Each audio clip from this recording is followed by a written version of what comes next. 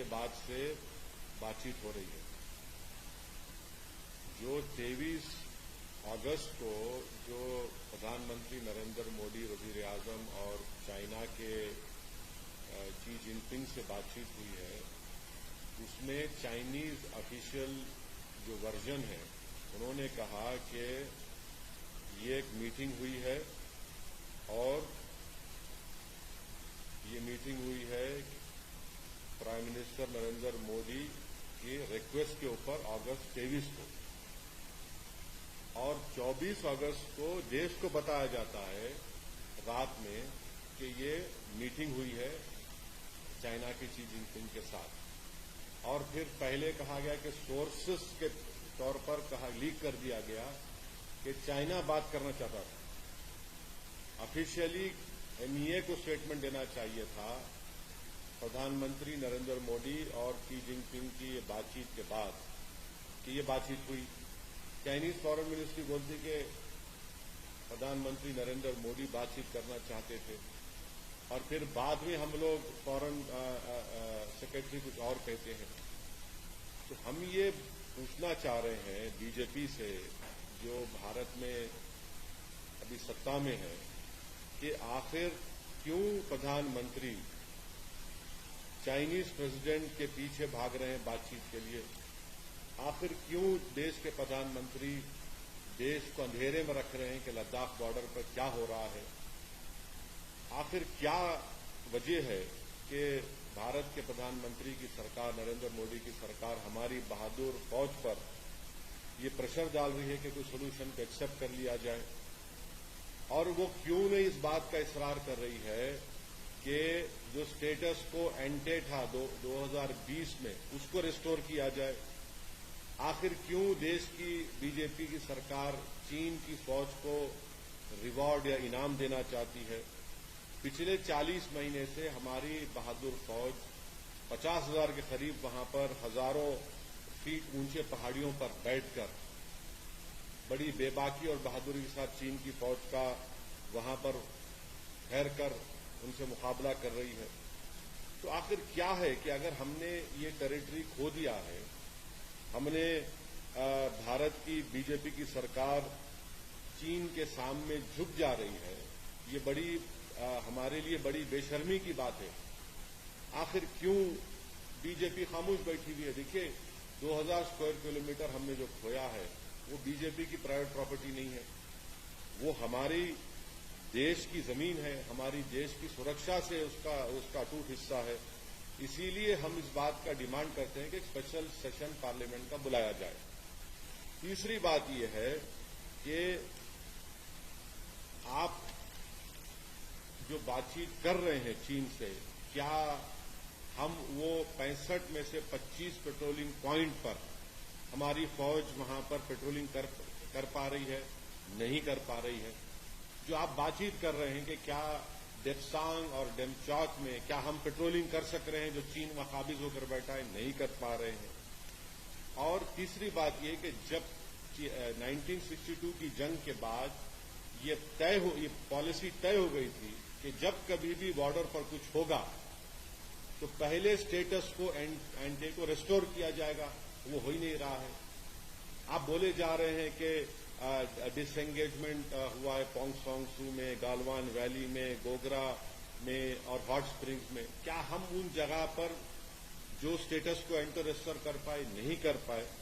तो ये हमारा सवालात हैं जो बीजेपी को इसका जवाब देना चाहिए। आप बार बार कहते हैं डिसएंगेजमेंट।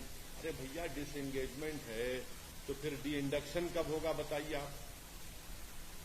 ये सवालात हैं। और अफसोस की बात यह है कि चीन की फॉरेन मिनिस्ट्री कह रही कि देश के प्रधानमंत्री चाह रहे थे कि चीन के प्रेसिडेंट से मुलाकात हो जाए। आखिर हम क्यों चीन के आगे खामोश बैठे हुए हैं? ये बात सही है कि G20 होगा सितंबर में और चाइना उसका मेंबर आएगा, मगर इसका ये तो मतलब ये नहीं है कि हम उनके सामने झुकते जाएं और हमारी जमीन जो 2000 स्क्वायर किलोमीटर है डेप्सांग डेमचाक में, उसको भूल जाएं। हम 65 में से 25 पेट्रोलिंग पॉइंट पर पेट्रोलिंग नहीं कर पा रहे हैं। तो आखिर बीजेपी देश से क्या छुपा रही है लद्दाख में जो कुछ हो रहा है?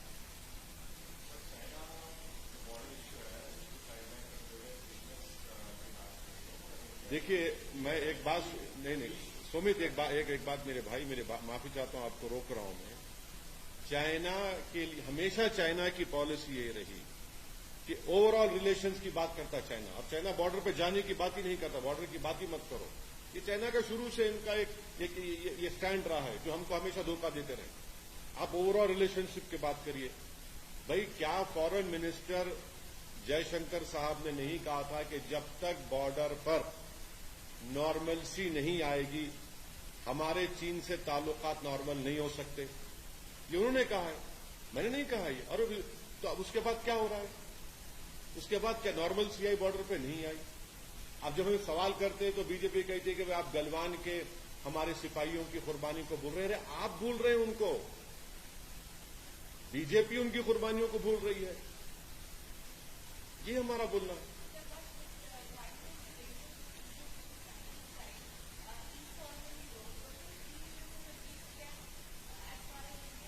19 rounds of talks have been held. The Prime Minister also spoke to the Chinese President in Bali. Again, it was after a month we came to know some sort of agreement has happened. 23rd August, the Prime Minister of our country, Shri Narendra Modi, meets the Chinese President, and on August 24th, the nation comes to know. The Chinese Foreign Ministry releases a statement and says that this meeting happened at the request of our Prime Minister. My question is, why is our Prime Minister running after this Chinese President? And why is the BJP keeping the nation in dark about what is happening in Ladakh?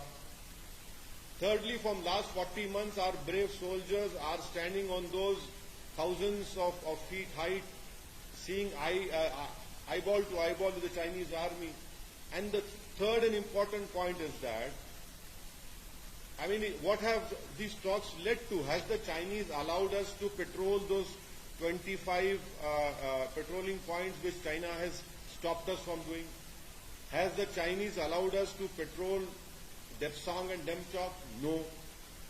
Nothing is happening. So why is this government succumbing and capitulating to the Chinese? This is my question to the ruling BJP party. Why is this government pressurizing the army to agree to some sort of agreement on that border issue? You cannot do that. See, this land belongs to our country. This is not some personal property of the BJP party or any political party. And this land is deeply, organically connected to the security of our country. And I have been consistently raising this issue in the media, in the Indian Parliament, and that is why I demand that a special session of the Parliament should be called by the ruling party, and we should discuss about this.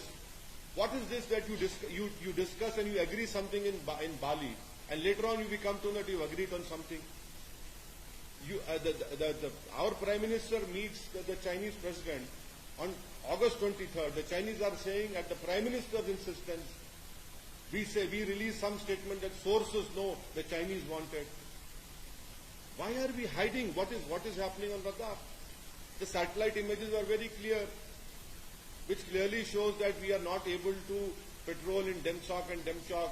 The IPS officer of Ladakh in DGP conference categorically stated that out of 65 patrolling points, 25 we cannot patrol. What more evidence do we want?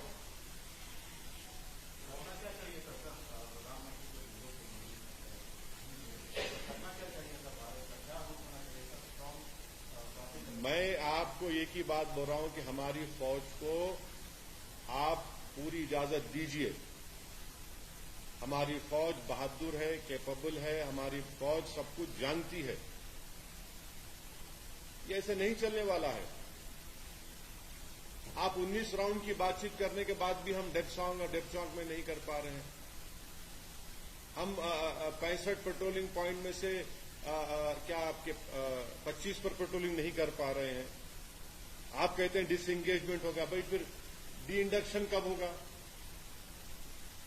पोंगसोंगसू lake में, Galwan valley में, गोगरा में, hot spring में, ये हमारे डेप्सांग डेमचौक हमारी देश की security से इसका बहुत बड़ा कनेक्शन है।